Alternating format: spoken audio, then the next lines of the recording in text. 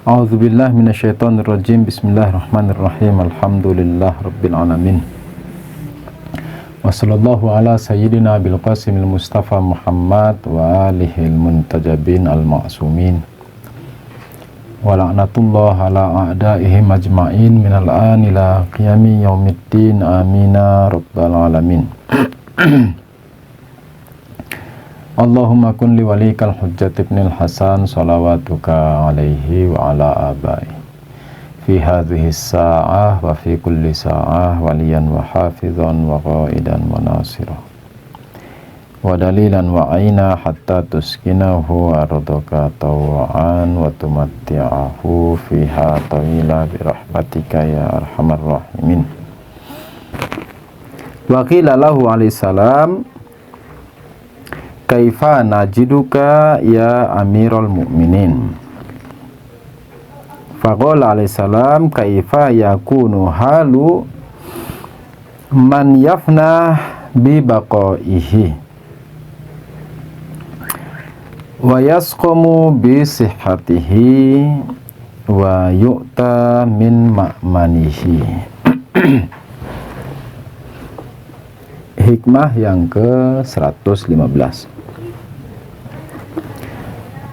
Seseorang datang dan mengatakan kepada Hazrat Amirul Mukminin alaihi salam, beliau bertanya, kaifa najiduka ya Amirul Mukminin, bagaimana kami mendapati harimu saat ini, bagaimana keadaanmu saat ini, bagaimana keadaanmu kini.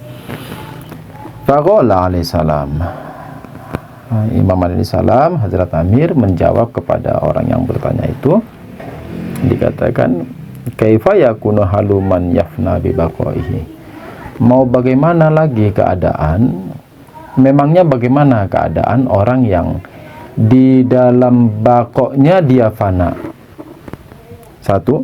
Yang kedua, wayasqamu bisihatihi, dan dalam sehatnya dia sakit. Yang ketiga, wayu'ta min ma'manihi, dari tempat amannya dia kematian datang menghampirinya. Lalu bagaimana keadaan orang yang seperti ini? Hazrat Amir mengatakan begitu.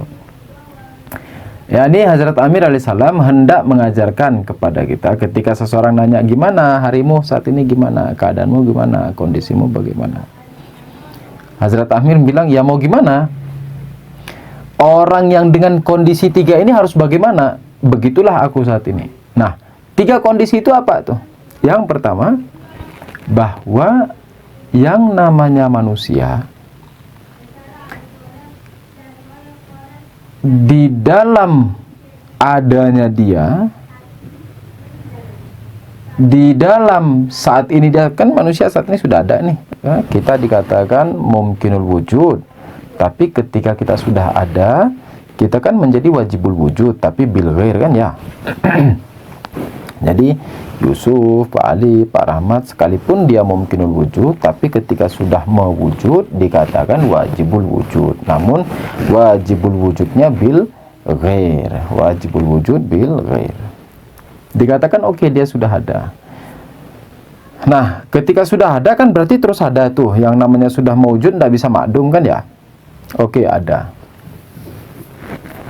Ketika ada, apakah lalu dia terpisah dari Allah Ta'ala? yakni apakah dia menjadi wujud mandiri?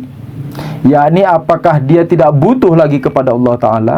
Apakah dia tidak membutuhkan kepada illatul ilal, kepada sebab hakiki? Dikatakan tidak demikian.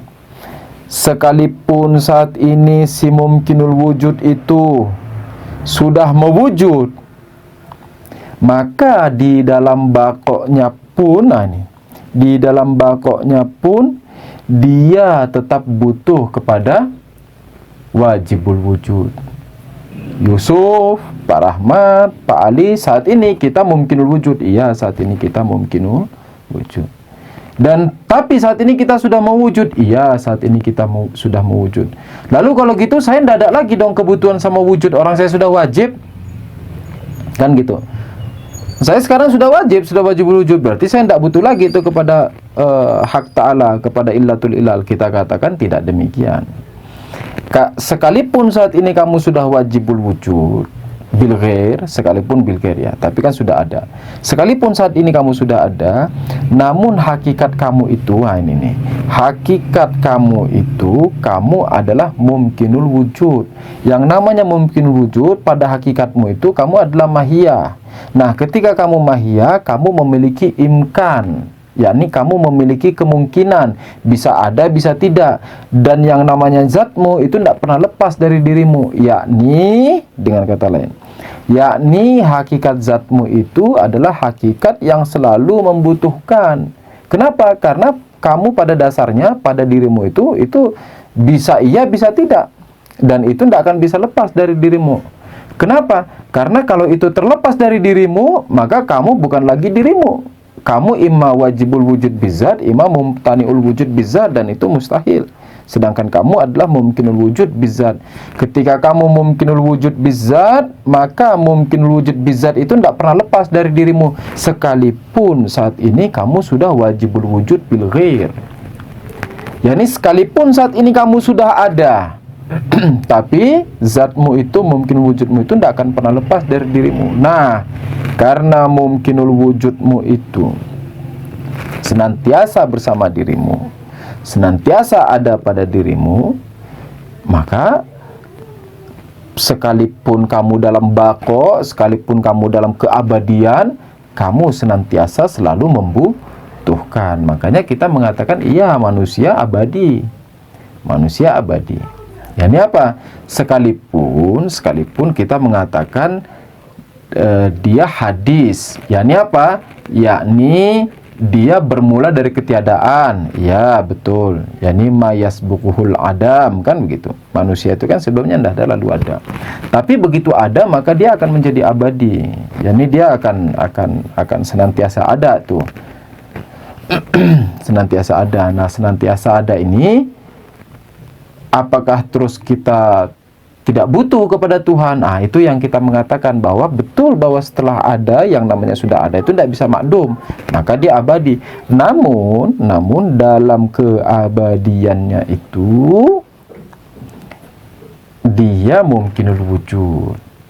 Dalam keabadiannya itu dia bukan bizat. Jadi bakoknya bukan bakok bizat, melainkan bakok bil ghair. Artinya apa bakok bil ghair?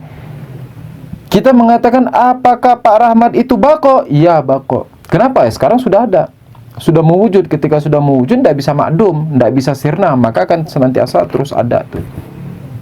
Loh, berarti Pak Rahmat Tuhan dong? Enggak, siapa bilang Tuhan?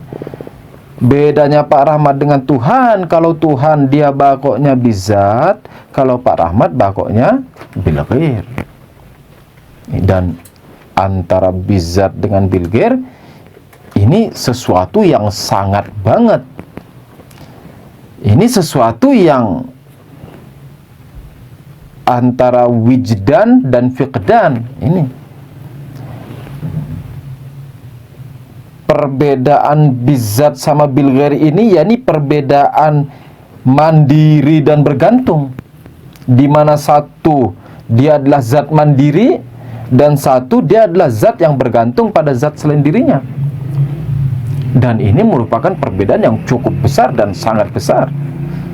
Jadi tidak bisa dikatakan, oh kalau gitu kita sama dong seperti wajibul wujud. Nah, siapa yang mengatakan demikian? Betul kita sama di dalam bakok, tapi perbedaannya bakoknya wajibul wujud itu bizat, bakoknya kita itu bil ghair. Nah, ketika bakoknya kita bil ghair, maka kita senantiasa butuh kepada zat hak ta'ala itu. Kenapa? Karena pada diri kita, hakikat kita mungkinul wujud. Dan hakikat kita ini la yuslab wa la yuj'al zatu syai', kan dikatakan begitu, zatu syai' la yuslab wa la yuj'al.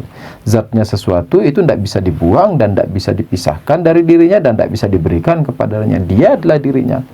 Yusuf adalah Yusuf, sebagaimana Yusuf adalah mumkinul wujud, maka Yusuf, mungkin imkan itu, mumkinul wujudnya Yusuf itu, si imkannya itu tidak akan pernah lepas dari Yusuf sampai kapanpun. Dalam kebakoannya Yusuf, dalam keabadiannya Yusuf, maka Yusuf adalah mumkinul wujud.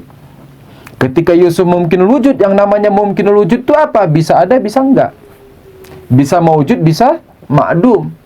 mutasawiyatun nisbah, salbut daruratain, ini kan mungkin wujud. Yani di dalam dirinya tidak ada wujud, tidak ada adam, ini kan mungkin wujud. Ketika demikian adanya, maka untuk senantiasa mewujud, dia butuh kepada selain dirinya. Siapa itu? Zat yang bisa melimpahkan wujud, zat yang bisa memberikan phase wujud.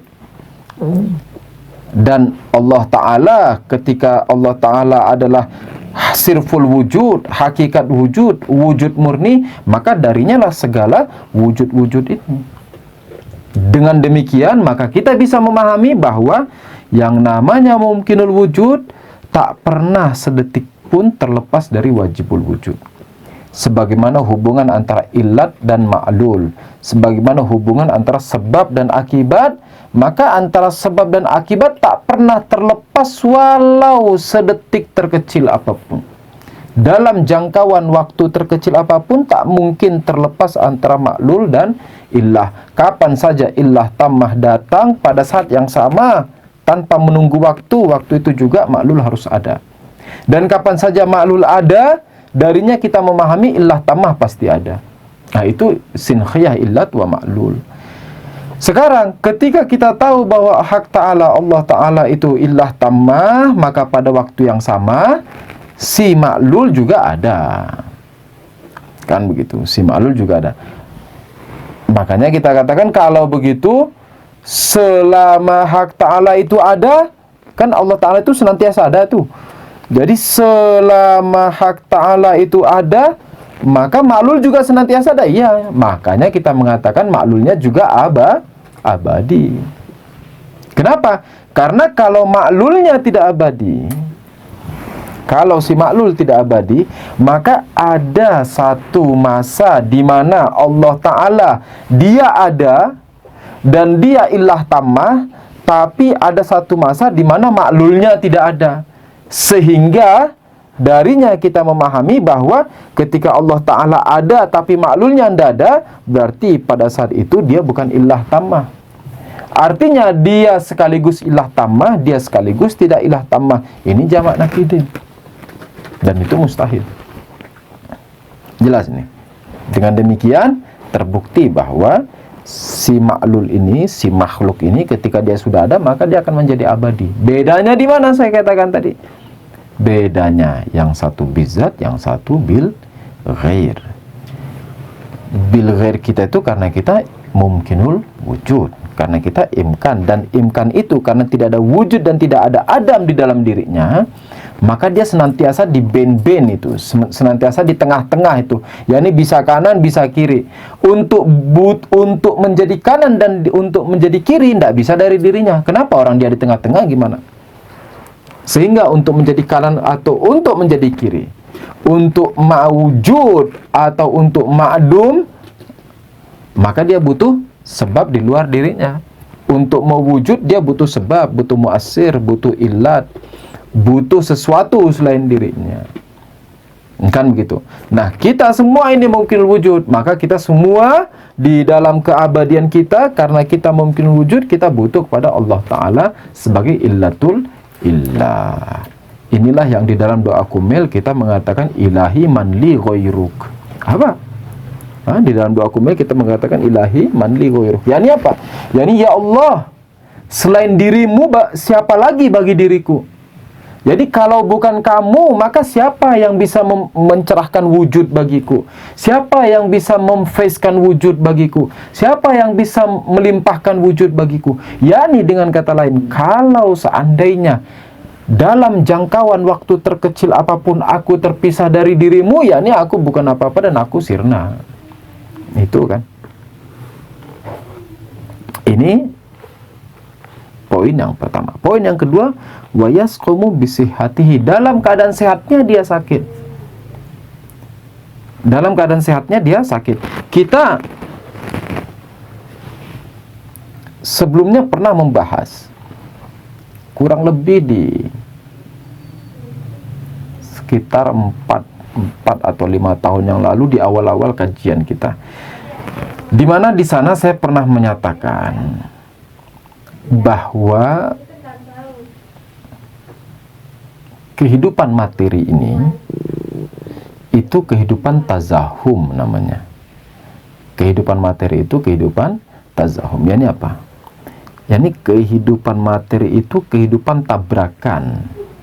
Kehidupan materi itu kehidupan yang saling sikut, saling timpal menimpal. Itu kehidupan materi. Contoh, ketika telur, kita memiliki telur ayam, dia mau berkembang, dia mau berubah menjadi seekor ayam, artinya kan itu menuju kesempurnaannya. Itu menuju kesempurnaannya. Untuk mencapai kesempurnaannya, dia harus merusak cangkang. Dia harus meretakkan dan menghancurkan cangkangnya sehingga dia bisa sampai pada kemuliaan dan kesempurnaannya menjadi seekor seekor ayam. Atau kecambah. Kecambah kita tanam di dalam tanah. Kesempurnaan kecambah ini, kesempurnaan bibit kita ini adalah ketika dia tumbuh dan menunas, kan gitu. Dia tumbuh menjadi kecambah lalu menjadi pohon. Misalnya kita menanam pohon padi, kita taruh di bawah, maka dia akan keluar menjadi kecambah dan menjadi pohon padi. Itu kesempurnaan bagi dirinya. Lalu apa yang dia lakukan? Yang dia lakukan yang pertama adalah meretakkan dan menghancurkan biji padi itu. Dari biji padi dia hancurkan biji padi itu sehingga keluar kecambah. Setelah itu dia juga menabrak lapisan tanah. Artinya untuk bisa sampai pada kesempurnaan itu, dia harus melakukan perlawanan, dia harus melakukan peperangan, dia harus melakukan perusakan, dia harus melakukan tuburukan-tuburukan. Inilah dunia materi. Inilah dunia materi. Sekarang kita bilang kita mau sehat. Kita bilang kita mau sehat. Ketika kita mau sehat, berarti kita mau menuju kesempurnaan badan, kan begitu? Kesempurnaan. Kapan badan itu dikatakan sempurna? Badan dikatakan sempurna ketika dia dalam keadaan sehat, kan itu? Badan dikatakan dia sempurna ketika dia dalam keadaan sehat. Namun seperti tadi kaidahnya, ketika badan mau menuju kesempurnaannya, ketika badan mau mendapatkan kesehatannya, apa yang harus dilakukan badan? Dia harus melakukan tabrakan, berantaman, tubrukan, retakan, kehancuran, pemecahan sel. Itu kan yang dilakukan badan, di mana semua ini adalah kesakitan. Kita untuk sehat, kita harus olahraga, kita harus ini, kita harus full. Badan harus diremukkan, sel harus saling berpecah, sel yang tua harus mati, kan gitu. Mau sehat, tapi mau sehatnya kita itu dibaluri dengan jutaan kesakitan. Kita harus makan apa istilahnya, makanan-makanan yang terkadang kita tidak menyukainya. Untuk apa? Untuk misalnya memperkuat daya tahan tubuh. Jadi di dalam sehatnya kita, tetapi dibaluri dengan kesakitan. Sakit dalam sehatnya, kan itu. Yang terakhir, yang ketiga, dikatakan dalam keamanan kita maut mendatangi kita. Yang menjadi pertanyaan, apakah bisa seseorang bersembunyi dari kematian? Apakah bisa seseorang lari dari kematian? Apakah bisa seseorang menunda kematian?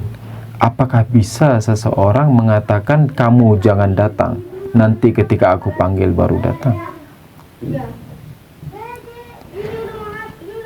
Tidak ada satupun tempat di dunia ini, di alam semesta ini, yang bisa menjadi tempat perlindungan dari ajal, dari kematian. Dalam sebuah peribahasa orang Arab, dikatakan kullun nas mata hattal Adam. Dikatakan semua manusia itu akan mati, bahkan Adam sekalipun. Seakan-akan mau menyampaikan bahwa kalau Adam alaihissalam saja, yang dia adalah bapaknya manusia, kalau dia saja mati, apalagi kamu Yusuf, yang istilahnya cicit-cicitnya si cicit-cicitnya Adam, kan begitu. Ya kalau Adam saja mati, apalagi cuman kamu. Jadi tidak ada tempat untuk bersembunyi, tidak ada tempat untuk berlindung, tidak ada tempat untuk lari atau mengecoh kematian. Tapi ada jalan untuk bersiap menghadapi kematian. Iya, betul kita tidak bisa lari, betul bahwa kita tidak bisa bersembunyi, benar bahwa kita tidak bisa menunda, bahwa kita tidak bisa, kalau ajal musamma ya, ajalun musamma itu kita tidak bisa menunda-nunda itu, ketika dia datang.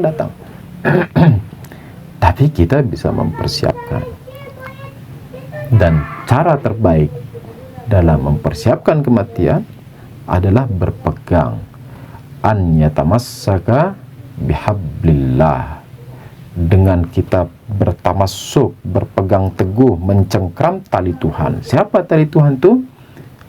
Humul a'immah ma'asumin. Mereka itu adalah ahlul bait Nabi SAW dan para ahlul bait alaihissalam. Dengan berpegang teguh kepada ajaran ahlul bait, maka kita tidak akan pernah khawatir dan ragu dengan kematian yang menghadapi kita. Kenapa? Karena kita punya janji-janji. Seperti apa? Misalnya Rasulullah Shallallahu Alaihi Wasallam mengatakan, Aliyun ma'al haqqi wal haqqu ma'a aliyin. Ali bersama kebenaran dan kebenaran senantiasa bersama Ali. Ma'iyat, bersama, bukan berdampingan, bukan. Berdampingan itu yakni masih dua tempat. Ini ma'an, yakni bersama. Yakni di mana saja Ali, disitulah kebenaran. Di mana saja kebenaran, disitulah Ali. Bukan dua hal yang bisa dipisahkan. Yakni tak pernah terpisah sekalipun. Sesungguhnya aku meninggalkan kepada kalian dua perkara yang berat. Apa itu? Quran dan itrati ahlul bait. Sehingga siapa saja yang berpegang kepadanya tidak akan tersesat. Siapa saja yang berpegang kepadanya, maka akan bertemu denganku di telaga Haud, kata Nabi Sallallahu Alaihi Wasallam. Kan begitu. Berpegang kepada ahlul bait maka akan menjamin, memberikan kepada kita kelegaan, ketenangan bahwa oke, ana siap menghadapi kematian. Kenapa? Karena tidak bisa dihindari. Sesuatu yang tidak bisa dihindari, sesuatu yang tidak bisa dilarikan, sesuatu yang tidak bisa dikecohkan, maka berusaha menghindari itu adalah kebodohan. Kenapa? Karena itu sesuatu yang pasti. Sesuatu yang pasti menghampiri dan pasti datang dan pasti terjadi, maka lari darinya atau berlindung darinya, di mana kita tahu tidak ada tempat untuk perlindungan, di mana kita tahu tidak ada tempat untuk bisa bersembunyi, tidak ada ujung dunia yang kita bisa lari ke sana sehingga kita terselamatkan dari hal itu, maka lari darinya adalah sebuah kebodohan, adalah pembodohan bagi diri kita, menipu diri sendiri. Maka apa yang harus dilakukan? Dengan menghadapi hal yang seperti ini, mau tidak mau, kita harus mempersiapkan diri.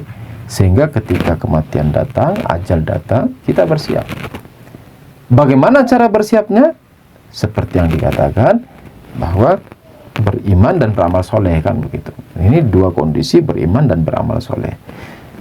Beramal soleh, oke, kita mengamalkan perbuatan baik. Namun, amal tanpa iman juga tidak ada artinya. Sebagaimana orang sholat, orang bersedekah, dikatakan, orang bersedekah seluruh hartanya disedekahkan, namun tanpa iman, itu sia-sia. Kenapa? Karena di riwayat yang lain dikatakan orang yang bersedekah dengan seluruh sedekahnya namun tanpa wilayah, maka ini tidak diterima apa?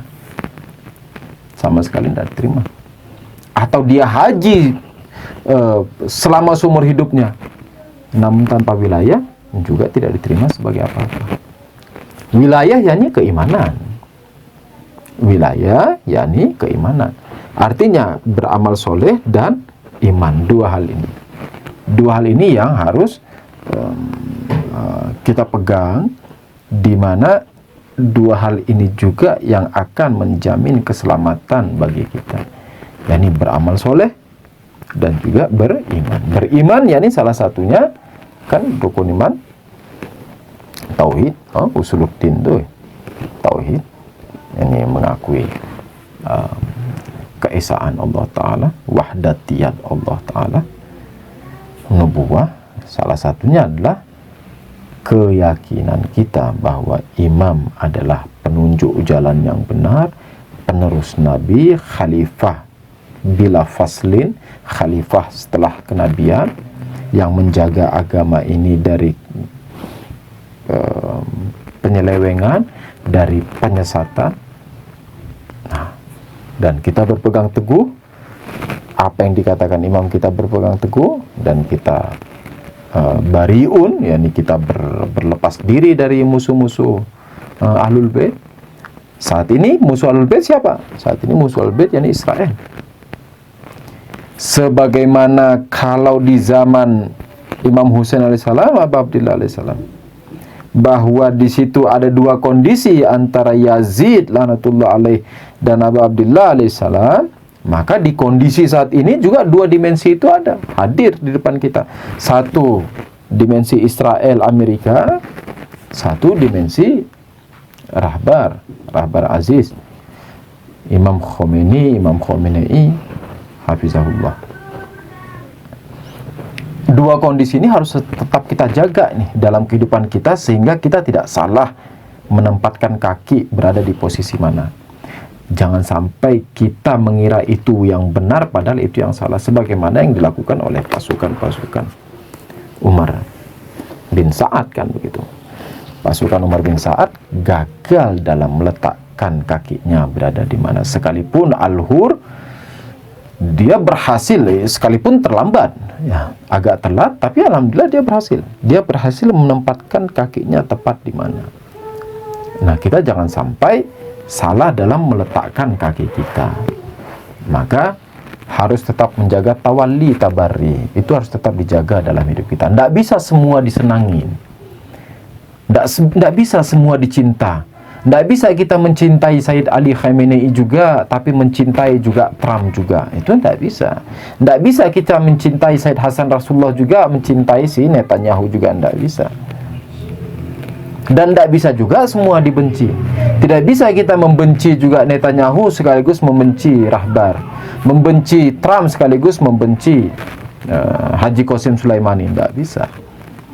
Tapi harus ada tawalli tabarri, yakni ada yang dibenci dan ada yang dicinta. Saya mencintai Rahbar dan saya membenci Trump. Saya mencintai Haji Qasim, saya membenci Trump. Saya mencintai Sayyid Hasan Nasrullah, saya membenci Netanyahu. Begitu tuh. Baru jelas saya menempatkan kaki saya di mana, itu jelas nanti, tidak salah. Saya kira cukup demikian. Kita lanjut insyaallah minggu depan. Saya akhiri bila taufik wal hidayah. Assalamualaikum warahmatullahi wabarakatuh.